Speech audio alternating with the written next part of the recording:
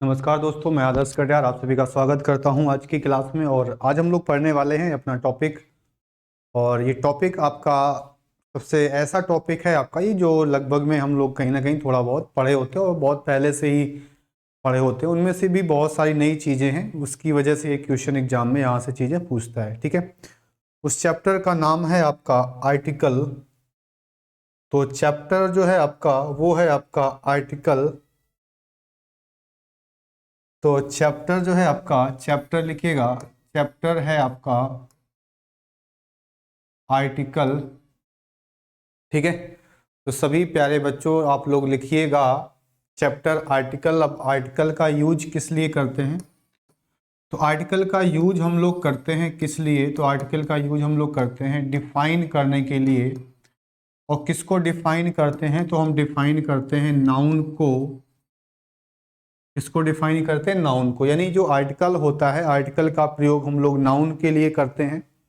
इससे हमें नाउन के बारे में पता चलता है, नाउन के बारे में पता चलता है। क्या पता चलता है? कि जो हमारा नाउन है आपका, जो हमारा नाउन है वो आपका कैसा है, वो आपका डेफिनेट है या फिर वो है आपका इनडेफिनेट। तो वो डेफिनेट है या फिर इनडेफिनेट है, तो ये हमें किससे पता चलता है? तो ये हमें नाउन उससे आर्टिकल से पता चलता है।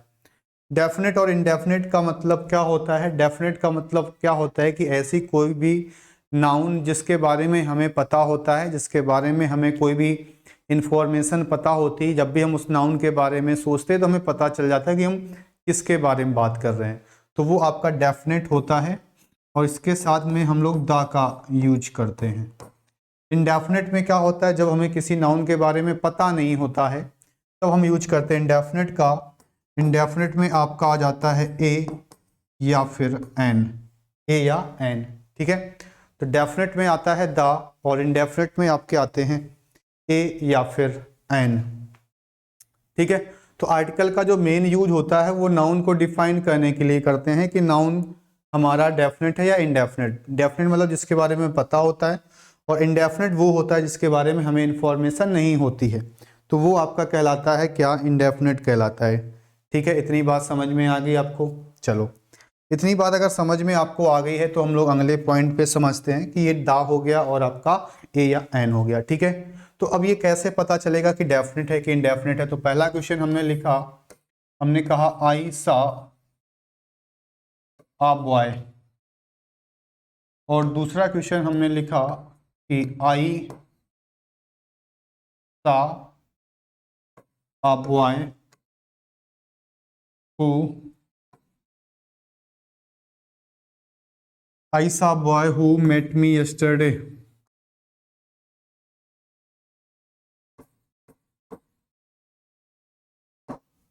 तीसरा प्रश्न मैंने लिखा, मैंने कहा आपसे कि आई सा आ डॉग। और फोर्थ नंबर क्वेश्चन हमने लिखा कि आई सा a dog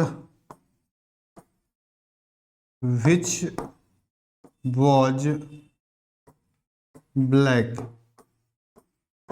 which was black। एक प्रश्न आपके सामने ये है।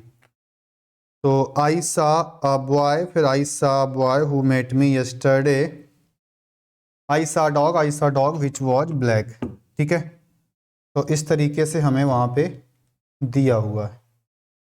ठीक है, तो एक एक करके हम लोग चीजों को समझते हैं।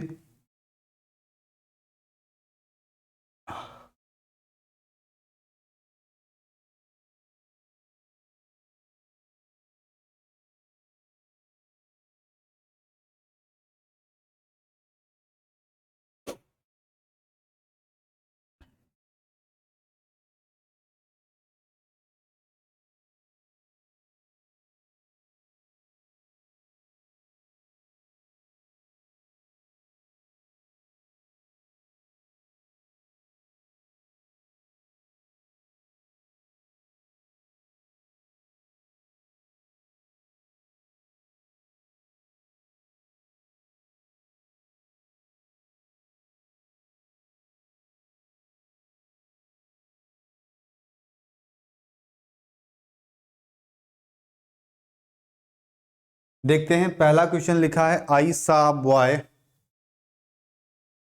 आई सा अ बॉय और I saw boy who met me yesterday, ऐसा क्वेश्चन दिया हुआ है। तो जैसे क्या होता है, अगर हमारे प्रश्न सामने दिया है कि आई सा बॉय, ये हमको उसने प्रश्न दिया और मैंने कहा I saw boy who met me yesterday, इन दोनों में डिफरेंस है कि नहीं, इन दोनों में डिफरेंस है कि नहीं। पहला वाला जो क्वेश्चन कह रहा है कि हमने एक लड़का देखा, आई सा अ बॉय, तो बॉय आपका नाउन है। इसका मतलब क्या हुआ, इसका मतलब ये हुआ कि हमने एक लड़का देखा, लड़के के बारे में कोई इन्फॉर्मेशन है नहीं है। दूसरा अगर हम क्वेश्चन देखें तो I saw boy who met me yesterday, यहाँ पर भी आपका हु दिया हुआ है। तो अगर हम यहाँ पर देखें तो यहाँ पर आपसे इस बॉय यानी इस नाउन के बारे में उसने कुछ ना कुछ यहाँ पर कहा है। क्या कहा है कि आई सा बॉय, हमने एक लड़का जिससे हम कल मिले थे, जिससे हम कब मिले थे, जिससे हम कल मिले थे। तो इसका मतलब हम आपसे कह सकते हैं कि I saw boy who met me yesterday दिया हुआ है, तो इस लड़के के बारे में हमें यहाँ पर इंफॉर्मेशन मिल रही है, यहाँ पर हमें इंफॉर्मेशन मिल रही है। ठीक है, तो अगर इंफॉर्मेशन मिल रही है इसका मतलब तो हमें उसके बारे में पता होगा। अगर हमें उसके बारे में पता होगा तो फिर हम यहाँ पे क्या यूज करेंगे, हम यहाँ पे दा का यूज करेंगे। दूसरा क्वेश्चन तीसरा है आई सा डॉग, हमने एक डॉग देखा, डॉग कैसा है कुछ भी हमें नहीं पता, तो ये सही है। इसमें हमें पता है कि डॉग कैसा है, डॉग था आपका ब्लैक, इंफॉर्मेशन है, इसका मतलब तो ये डेफिनेट है, डेफिनेट है तो इसके साथ क्या लगा देते हैं, द। तो डेफिनेट में और इनडेफिनेट में आपको समझ में आया होगा कि अगर हमें उसके बारे में कुछ भी पता होता है तो फिर हम लोग डेफिनेट मान लेते हैं, उसको द लगा देते हैं। ठीक है, इसी पर ही चीज़ों को समझते हैं, आपका यहीं से रूल भी बन जाता है। भैया वही, अगर आपको वो चीज़ समझ में आ गई है तो वो रूल नहीं है, अगर आपको वो चीज़ समझ में नहीं आएगी तो वही आपका रूल बन जाता है। लिखो क्या है आपका पॉइंट, लिखिएगा कि हु विच दैट के ठीक पहले आने वाले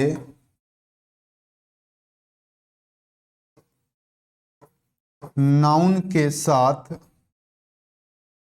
नाउन के साथ दा का प्रयोग, नाउन के साथ दा का प्रयोग करते हैं। ठीक है, किसका प्रयोग करते हैं, दा का प्रयोग करते हैं। इतनी बात सभी को क्लियर हो गई, तो ये पॉइंट भी है आपका और आपको मैंने समझा भी दिया। ठीक है, तो इसको आराम से नोट कर लो, फिर हम लोग आगे चीज़ों को बढ़ाते हैं और समझते हैं कि किस तरीके से चीज़ें पूछा जाता है।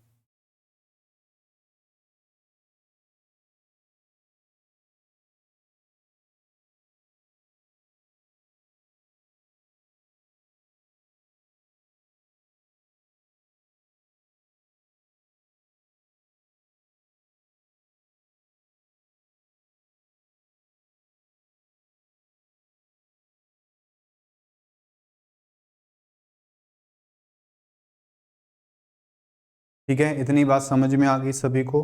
चलो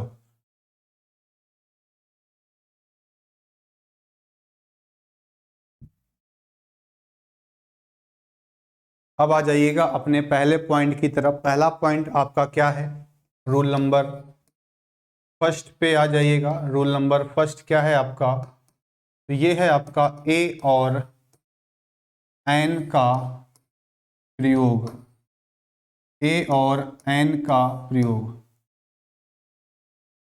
ए और एन का प्रयोग।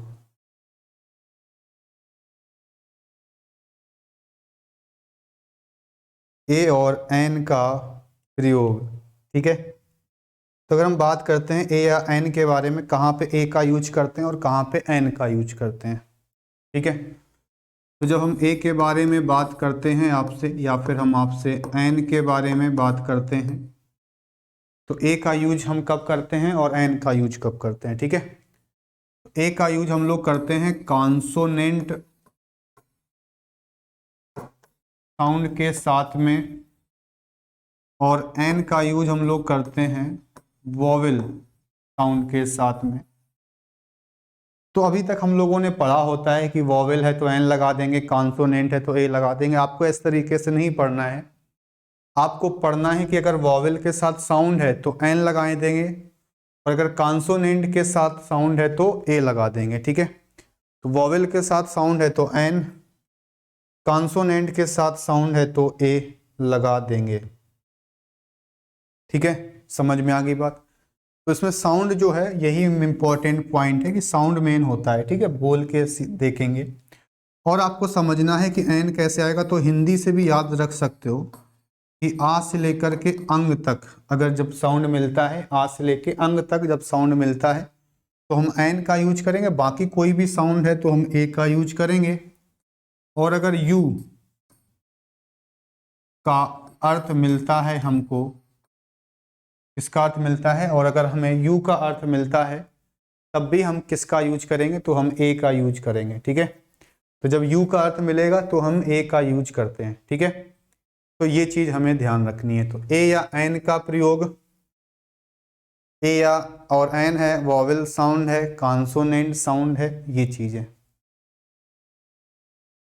ठीक है, तो बात करते हैं कुछ वर्ड्स आपके सामने मैं बताना चाहूंगा। जैसे एक वर्ड है तुम्हारा अम्ब्रेला। तो अम्ब्रेला में किसका साउंड आ रहा है, वॉवेल का साउंड आ रहा है। तो एन आ से अम्ब्रेला नहीं ऐसे कहते हैं, आ का साउंड आता है। फिर मैंने एक वर्ड आपके सामने मान लो लिखा यूनिट, तो इसमें यू का साउंड आता है तो हमने क्या लगा दिया, ए। सबसे फेवरेट सबसे इंपॉर्टेंट वर्ड है यूनिवर्सिटी। यूनिवर्सिटी को जब आप पढ़ोगे तो इसमें भी यू का साउंड आता है। यू बहुत पूछता है पेपर में, तो आप क्या लगा देंगे, ए लगा देंगे। फिर अगर हमने आपसे कहा आंट, आंट भी है तो आपका एन हो जाएगा, एन आंट हो जाएगा। ठीक है, इतनी बात भाई सभी बच्चों को समझ में आ गई होगी। अम्ब्रेला है, यूनिवर्सिटी है, यूनिट है आपका, आंट है। ठीक है, इतने सारे के सारे वर्ड समझ में आ गए। कहाँ पे वॉवेल आएगा, कहाँ पे ए आएगा, कहाँ पे एन आएगा। अब हम तुमको शब्द दे रहे हैं, जितने भी इंपॉर्टेंट वर्ड्स हैं वो मैं यहाँ पे लिख रहा हूँ। आप लोग बच्चों सभी लोग आराम से लिखिएगा, अपनी तरफ से आंसर फिल करिएगा, फिर जो मैं बताऊंगा उसमें समझिएगा कि आपके कितने सही हो रहे हैं, आपके कितने गलत हो रहे हैं।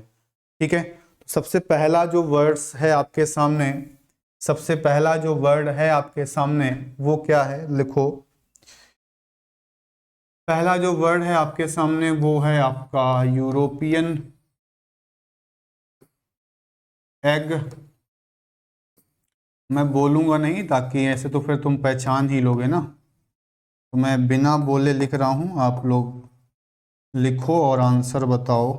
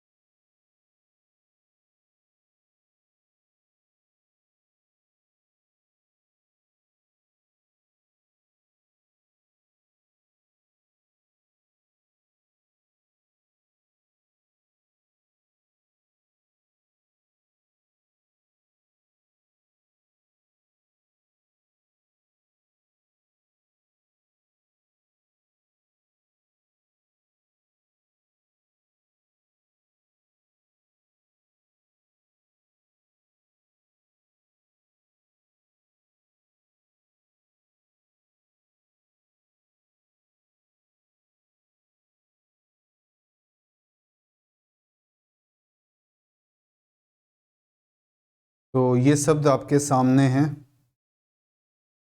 नोट करिएगा और फिर आंसर्स करिएगा। फिर मैं एक एक करके सारी चीज़ें डिस्कस करूँगा, क्यों क्या चीज़ें कहाँ से क्या परिवर्तन आता है, तो उन सबको भी हम लोग देख लेंगे। ठीक है,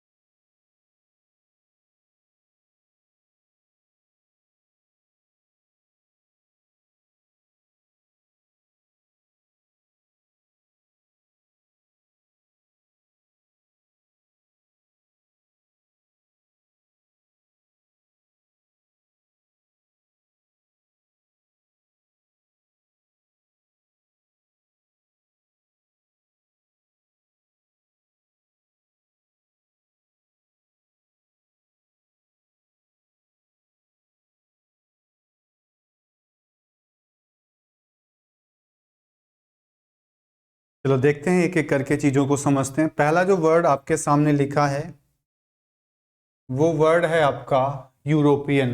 ठीक है, वो वर्ड है आपका यूरोपियन। अब यूरोपियन कहने का मतलब क्या है कि यूरोपियन में अगर देखो तो यू का साउंड आ रहा है। अगर यूरोपियन में यू का साउंड आ रहा है तो इसका मतलब हम यहाँ पे क्या यूज करेंगे, यहाँ पर हम लोग ए का यूज करेंगे। ठीक है, यहाँ पर अगर हम इसको पढ़ते हैं तो इसको हम एग कहते हैं, एग। तो एग है तो किसका साउंड आ रहा है, वॉवेल का, तो एन का यूज करेंगे। ईयर में याद रखिएगा, ईयर वाला तो कान का साउंड होता है, या से आता है ईयर, ए लगाएंगे। ईयर ये है सही कान वाला ईयर, यहाँ पे आप एन का यूज कर सकते हो। फिर आता है ऑनेस्ट, ये वाला प्रॉब्लम करता है बहुत। बच्चा क्या करता है, वो ऑनेस्ट देख के एन लगा देता है कि वो एच साइलेंट होता है, आ से पढ़ते हैं, लेकिन ध्यान रखिएगा ये गलत हो गया। गलत कैसे हो गया कि जो जो ऑनेस्ट है आपका, ऑनेस्ट है आपका, ऑनेस्ट जो होता है ये आपका एक एडजेक्टिव होता है बालक। क्या होता है, ऑनेस्ट आपका एक एडजेक्टिव होता है। और अभी हमने आपको क्या सिखाया है, अभी हमने सिखाया है कि जो आर्टिकल हम लोग लगाते हैं वो हम लोग नाउन के साथ लगाते हैं, नाउन के साथ, एडजेक्टिव के साथ तो नहीं लगाते हैं।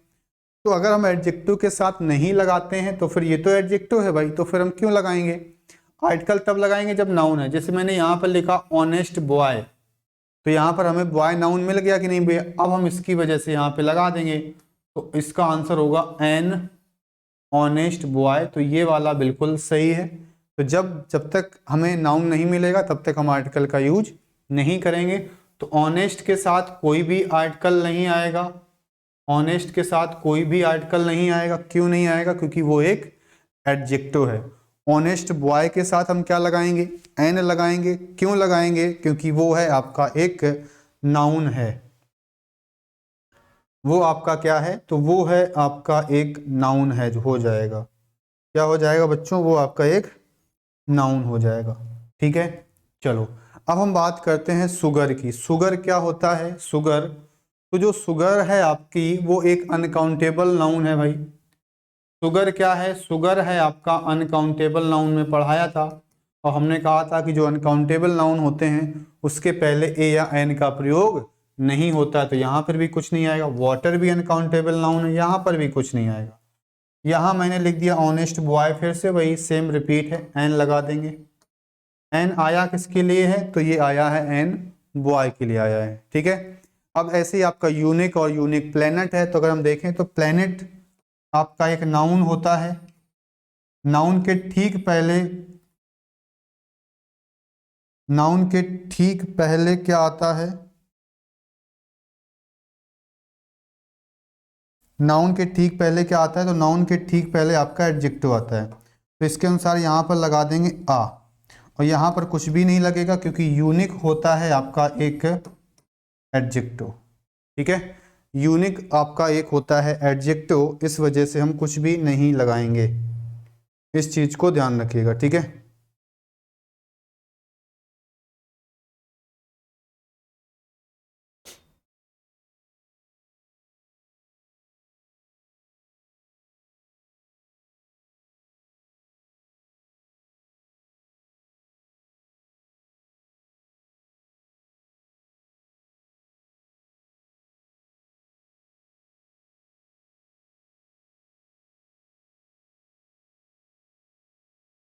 चलो इतनी बात नोट कर ली है, तो अगली बात पे चलते हैं। यूलोजी होता है जब हम किसी की प्रशंसा में कोई गीत गाते हैं, यू का साउंड है, ए लगाएंगे।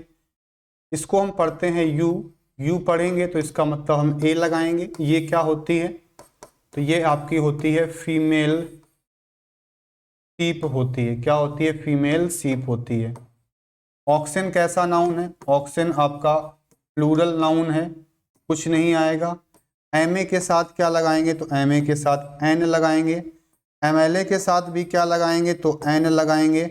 एम पीज के साथ क्या लगाएंगे, तो कुछ नहीं लगाएंगे। अब एम पीज के साथ हमने कहा कुछ नहीं लगाएंगे, क्यों नहीं लगाएंगे, क्योंकि जो फुल फॉर्म का जब हम प्लूरल बनाते हैं तो लास्ट वाले वर्ड्स के साथ हम छोटा सा एस बना देते हैं। जैसे हमने कहा कि कोई एक विधायक है, तो हम कहेंगे 1 MLA। अब मान लो 4 विधायक हैं, 4 हैं, तो 4 हैं तो 4 हो गया। तो अब MLA नहीं होगा भैया, अब MLA नहीं होगा, अब क्या होगा, अब हो जाएगा तुम्हारा MLAs हो जाएगा। क्या हो जाएगा तुम्हारा, अब तुम्हारा हो जाएगा MLAs हो जाएगा, ठीक है। इतनी बात समझ में आई कि नहीं आई। तो इस वजह से MP का जो प्लूरल है वो MPs होता है, तो इसके साथ कुछ नहीं आएगा। और MLA होता है मेंबर ऑफ लेजिस्लेटिव असेंबली, जिसको विधायक कहते हैं। और MP होता है आपका मेंबर ऑफ पार्लियामेंट, जिसको हम सांसद कहते हैं। अब FIR first information report, F को हम किस तरीके से लिखते हैं, आपने देखा होगा, इस तरीके से F को लिखा जाता है ना। ए का साउंड आ रहा है, क्या लगाएंगे, एन लगाएंगे। ये भी एग्जाम में क्वेश्चन पूछा गया है। फिर आता है BA में क्या लगाएंगे, तो BA में ए लगा देंगे। SP में एन लगाएंगे। ऑरेंज में भी क्या लगाएंगे, तो ऑरेंज में एन लगा देंगे। 1 रुपी, अब क्योंकि अगर देखें तो रुपी आपका नाउन है, उसके लिए हमने क्या यूज किया, 1 है, तो या तो आप ऐसे कहेंगे या आप ₹, कहें फिर। तो सीधे सीधे जब 1 लगा है तो इसको लगाने की आवश्यकता नहीं है भैया, पहले से 1 है वो, यहाँ पर लग जाएगा। क्योंकि 1 आइड, एक आंख वाला आदमी, तो एक आंख वाला आदमी होगा, तो आ लगाया है किसके लिए हमने, मैन के लिए, कि एक आदमी है, उसकी विशेषता है कि उसकी एक आंख है, तो एक आंख वाला आदमी होगा इसका राइट आंसर, सही आंसर, ठीक है। तो सभी इसको नोट कर लो अच्छे से, सभी बच्चे इसको नोट कर लें।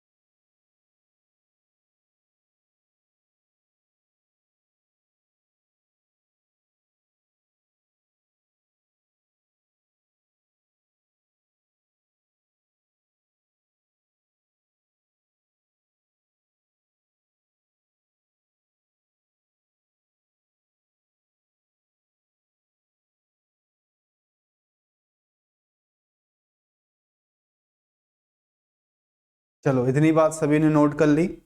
अब हम आते हैं अपने अगले पॉइंट पे। नेक्स्ट पॉइंट आपका क्या है, वो आपका आता है दा का प्रयोग।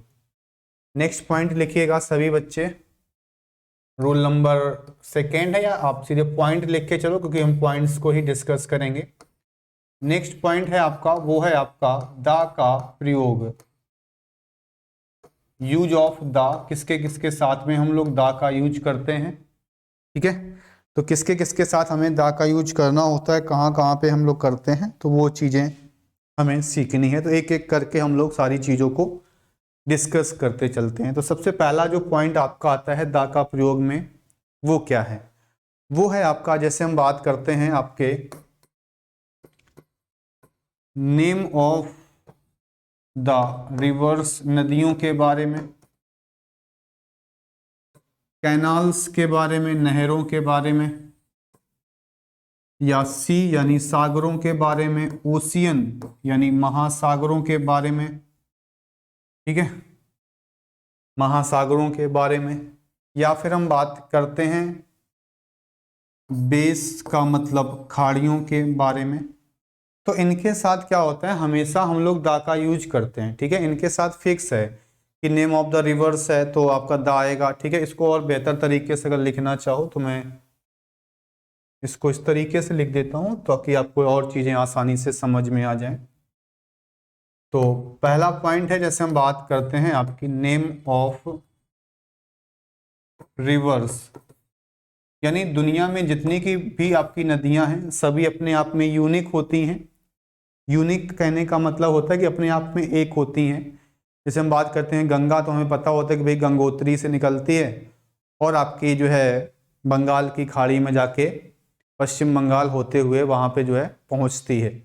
यमुना यमुनोत्री से निकलती है और प्रयागराज में मिल जाती है। वो सब फिक्स होता है, हमें याद आ जाता है कि हाँ इसकी बात हो रही है, नर्मदा की बात हो रही है, तो उसके बारे में भी हमें पता चल जाता है। टेम्स नदी की हम बात करते तो हमें पता चल जाता वो नदी की बात हो रही है जो लंदन जिसके किनारे है।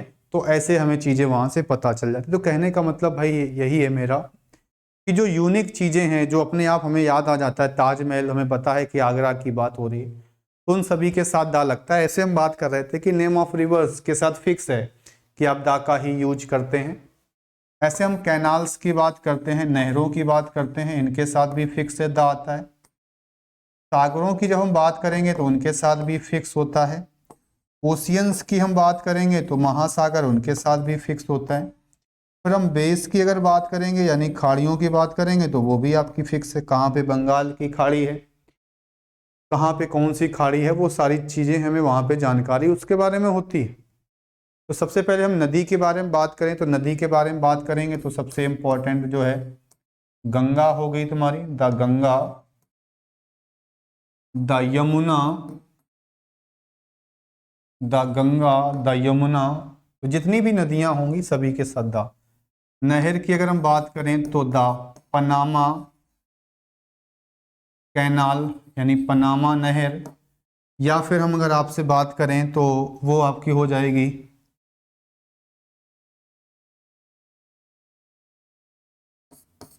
एक है आपकी स्वेज कैनाल यानी कि स्वेज नहर।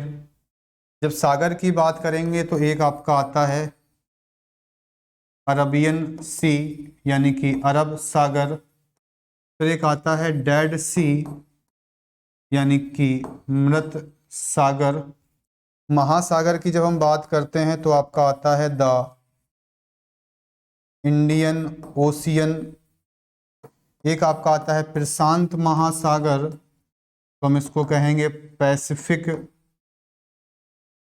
ओशियन। खाड़ियों की हम बात करते हैं तो आपका आता है द बे ऑफ बंगाल यानी कि बंगाल की खाड़ी, हडसन की खाड़ी। ऐसी जितनी भी खाड़ियाँ होती हैं उनके साथ हम दा का यूज करते हैं। ठीक है, तो ये फिक्स है भैया, इसमें कहीं कोई दिक्कत नहीं होनी चाहिए। तुम्हें सीधे सीधे आपको याद कर लेना है कि नदियां हैं, नहरें हैं, सागर हैं, महासागर हैं, खाड़ियां हैं, सभी के साथ हम दा का यूज करते हैं। ठीक है, चलो फिर जब हम बात करते हैं आपसे, वो हम बात करते हैं क्या, सेकेंड पॉइंट आपका आता है, वो आता है आपका name of heavenly bodies, name of heavenly bodies. अब जो नेम ऑफ हेवनली बॉडीज जो होती हैं उनके साथ भी फिक्स होता है कि आपका दा आता है, ब्रह्मांड वाली जो चीज़ें होती हैं। और हेवनली बॉडीज को भी हमने बताया ना कि आप इसको कहीं कहीं पे आपको सेलेस्टियल बॉडीज भी लिखा मिलेगा, तो दोनों का मतलब बिल्कुल एकदम सेम होता है कि ऐसी चीज़ें या ऐसे ग्रह वगैरह जो ब्रह्मांड वगैरह में पाए जाते हैं। ठीक है, तो हम बात करते हैं आपसे the sun, the moon, the earth, the sky, फिर आपका आ जाएगा द मार्स, जितने भी आपके ग्रह हैं, जितने भी आपके प्लैनेट्स हैं, द वीनस, फिर हम बात करेंगे द इक्वेटर की, इक्वेटर आपकी भूमध्य रेखा होती है। फिर हम बात करते हैं द हॉरिजन, हॉरिजन की, तो सन है, मून है, अर्थ है, स्काई है, मार्स है, वीनस है, इक्वेटर है, हॉरिजन है। इक्वेटर का मतलब भूमध्य रेखा और हॉरिजन का मतलब होता है क्षितिज।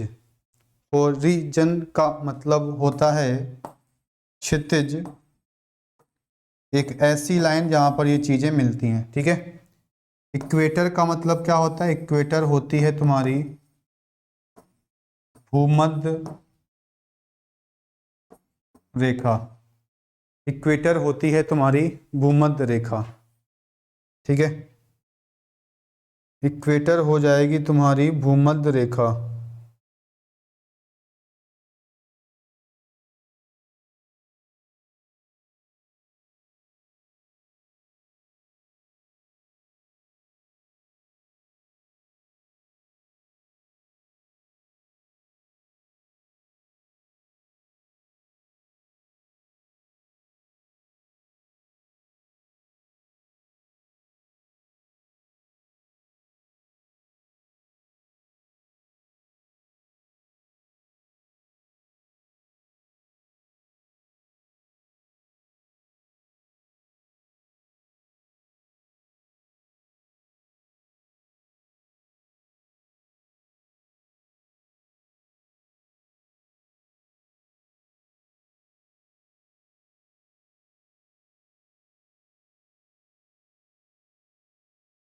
चलो ठीक है, तो ये आपका हो गया। अब आते हैं अगले पॉइंट पे। नेक्स्ट पॉइंट आपका क्या कहता है?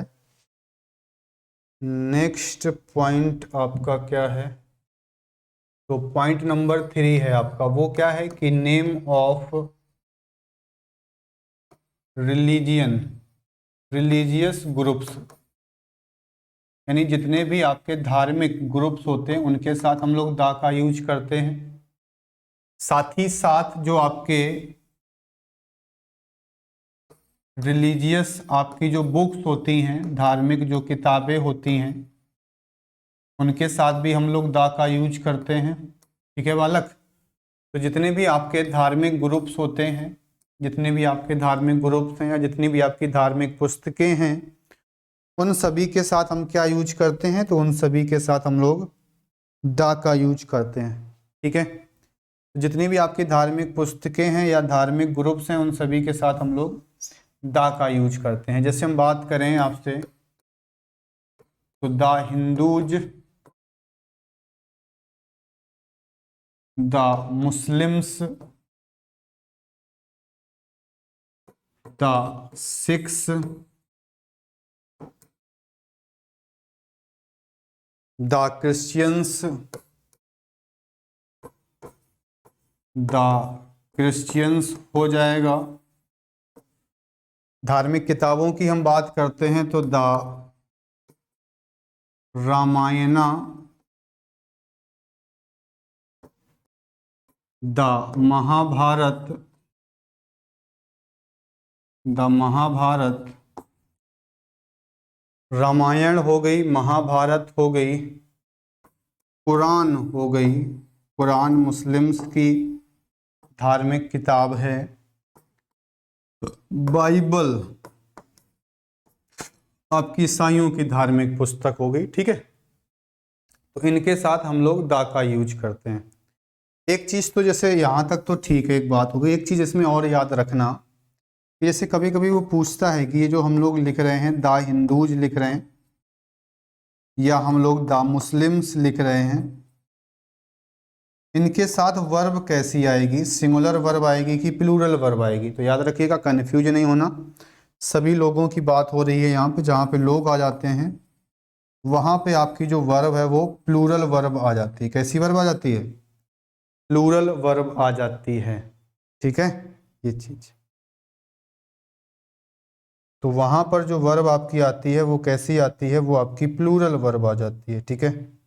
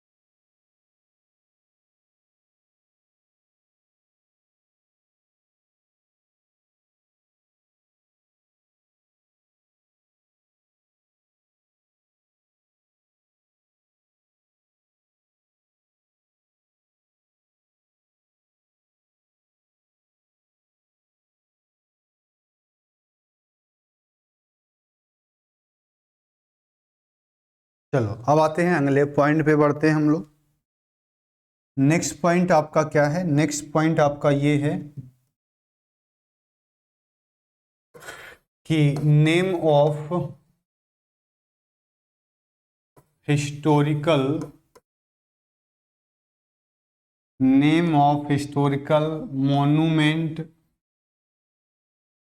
नेम ऑफ हिस्टोरिकल मोन्यूमेंट यानी जितने भी आपकी ऐतिहासिक इमारतें होती हैं, या हम कहें हिस्टोरिकल, या फिर हम आपसे कहें हिस्टोरिकल इवेंट्स, यानी जितनी भी आपकी ऐतिहासिक घटनाएं होती हैं, ऐतिहासिक चीज़ें हैं, उनके साथ हम दा का यूज करते हैं। जैसे अगर हम आपसे कहें ऐतिहासिक इमारतें क्या हैं, तो आपका हो गया रेड फोर्ट यानी कि लाल किला, और आपका हो गया एक ताजमहल। यही मेनली एग्जाम में क्वेश्चन पूछता है, और वैसे भी 99% आपसे ताजमहल ही पूछता है, ठीक है। तो ताजमहल, लाल किला, इनके साथ दा लगता है। लेकिन देखा होगा आपने कि जब कुतुब मीनार हमको दे देता है, वो क्या दे देता है हमको? कुतुब मीनार दे देता है। तो कुतुब मीनार के साथ खासियत क्या होती है कि जो कुतुब मीनार है, कुतुब मीनार के साथ फिर दा नहीं आता। उसका रीजन ये होता है कि जो कुतुब जो इसमें लिखा है वो किसी का एक नाम है। तो जब किसी के नाम से कोई चीज बिल्डिंग की शुरुआत अगर हो जाए तो याद रखिएगा फिर उसके साथ दा नहीं आता। तो कुतुब मीनार के साथ दा नहीं आता है। क्यों नहीं आता है? क्योंकि कुतुब जो है वो एक किसी का नाम है। अगर भाई किसी का नाम मिल जाएगा तो फिर हम वहां पे दा का यूज नहीं कर पाते हैं, इस चीज को ध्यान रखिएगा। ठीक है, तो वहां पर फिर हम लोग दा का यूज नहीं कर पाते हैं। ठीक है, तो इतने सभी बच्चे ध्यान रखिएगा इस चीज को बहुत अच्छे से। अब हिस्टोरिकल इवेंट्स का मतलब ये है कि जो मूवमेंट आपके चले हैं, जैसे अगर हम कहें कि भारत छोड़ो आंदोलन, द क्विट इंडिया मूवमेंट, भाई फिक्स है कब चला था? 1942 में the quit India movement, Bharat छोड़ो आंदोलन। ठीक है, तो क्विट इंडिया मूवमेंट होता है भारत छोड़ो आंदोलन। और भी कई सारे आंदोलन हैं आपके। ठीक है, तो हम बात कर रहे हैं क्विट इंडिया मूवमेंट यानी कि भारत छोड़ो आंदोलन। ठीक है, तो इसके साथ भी हम लोग किसका यूज करेंगे? तो इसके साथ भी हम लोग दा का यूज करते हैं। तो सभी लोग भाई इसको नोट कर लो, फिर हम आगे पॉइंट पे बढ़ते हैं, आगे चीज़ों को समझते हैं। इतनी चीज़ें पहले आप सभी लोग नोट कर लो।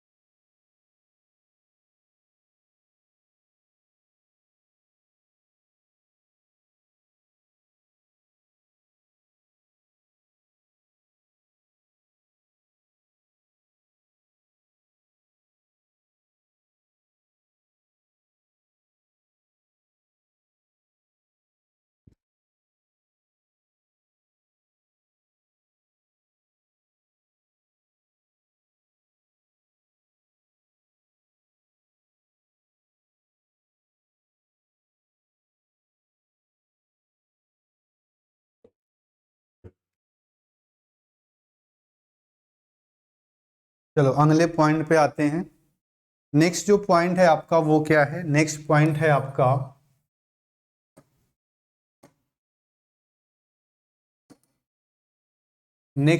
आपका वो है आपका name of direction. Name of direction का मतलब होता है दिशाओं का नाम। ठीक है, तो जब हम दिशाओं के नाम की बात करते हैं, तो दिशाओं के साथ फिक्स होता है कि आपका दा का ही हम यूज करते हैं। जैसे हमने कहा, आपसे मैं एग्जांपल देना चाहूँगा, तो नेम ऑफ डायरेक्शन के साथ आप हमेशा दा का यूज करते हैं। जैसे हमने लिखा the east, the west, the north, और फिर हो जाएगा तुम्हारा द साउथ। ठीक है, दूसरा पॉइंट याद रखिएगा, जब हमको डबल डायरेक्शन दे देता है, जब हमको डबल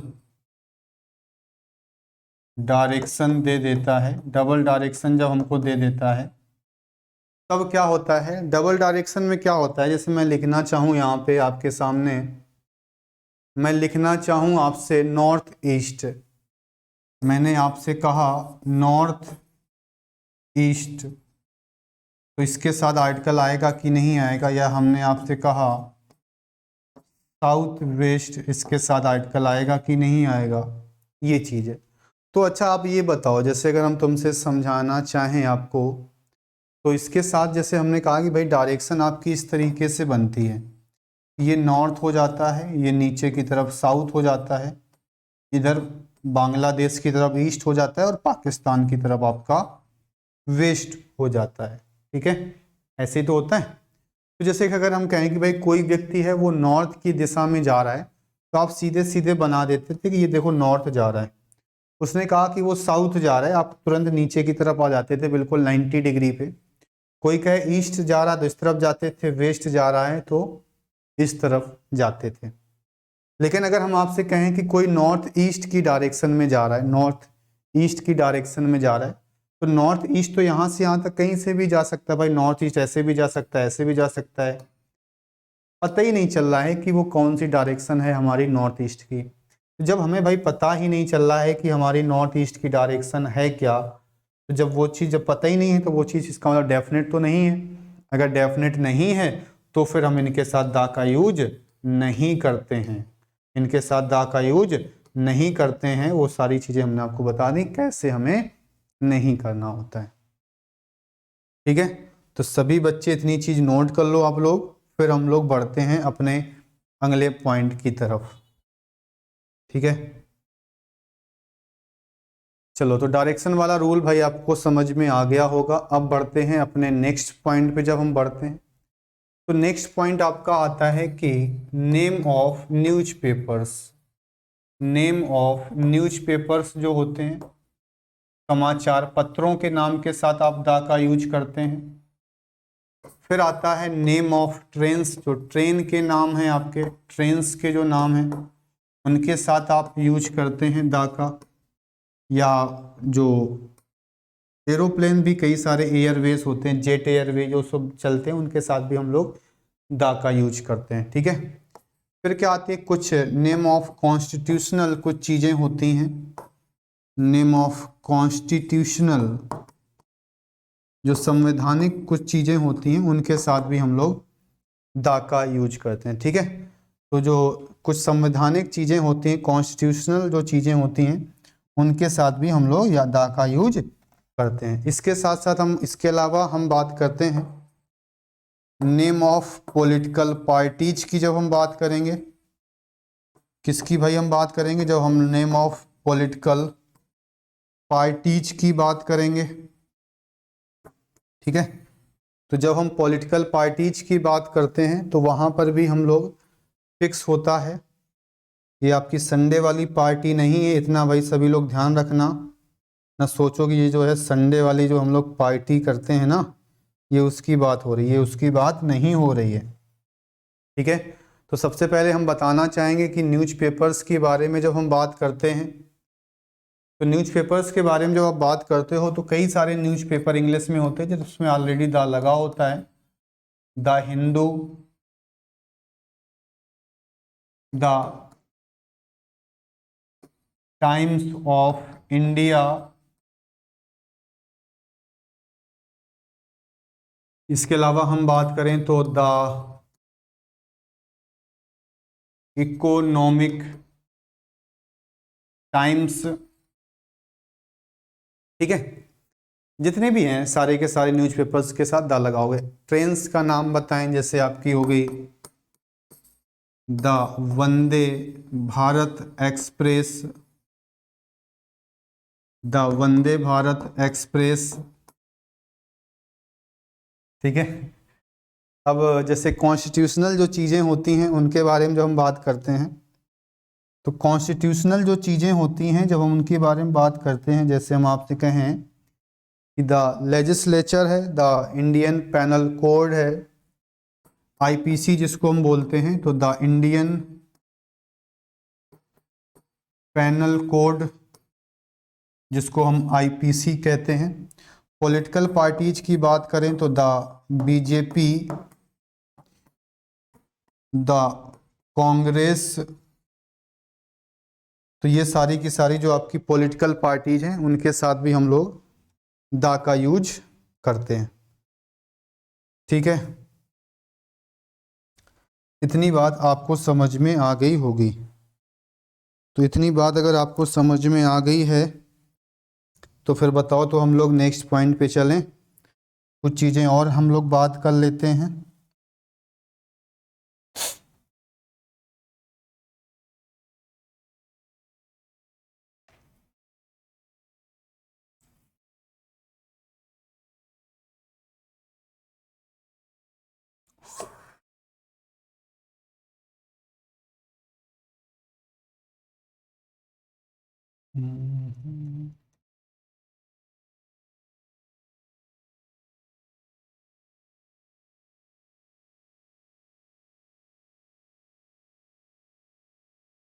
ठीक है, चलो इसके बाद हम बात करते हैं, तो आपका आ जाएगा name of musical instrument, name of musical instruments, यानी जितने भी आपके म्यूजिकल इंस्ट्रूमेंट्स हैं उसके साथ आप दा का यूज करेंगे। ठीक है, नेम ऑफ म्यूजिकल इंस्ट्रूमेंट्स के साथ आप दा का यूज करते हैं। फिर अगर हम आपसे कहना चाहेंगे तो कुछ और चीज़ें होती हैं, जैसे म्यूजिकल इंस्ट्रूमेंट में भी आपका भाई फिक्स है कि आपका दा का ही यूज हम लोग करते हैं। फिर जैसे नेम ऑफ पोस्ट्स हैं, क्या है आपकी नेम ऑफ पोस्ट्स हैं, या फिर हम आपसे कह सकते हैं कि आपकी नेम ऑफ इन्वेंशंस हैं, जिसको हम आविष्कार कहते हैं। नेम ऑफ इन्वेंशंस हैं जिसे हम आविष्कार कहते हैं। और फिर अगर हम बात करें आपसे तो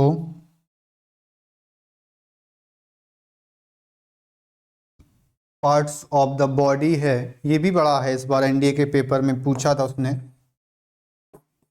पार्ट्स ऑफ द बॉडी है, क्या है आपका पार्ट्स ऑफ द बॉडी है। तो पार्ट्स ऑफ द बॉडी की भी जब हम बात करते हैं तो वहां पर भी हम लोग इस तरीके से बात करते हैं। ठीक है,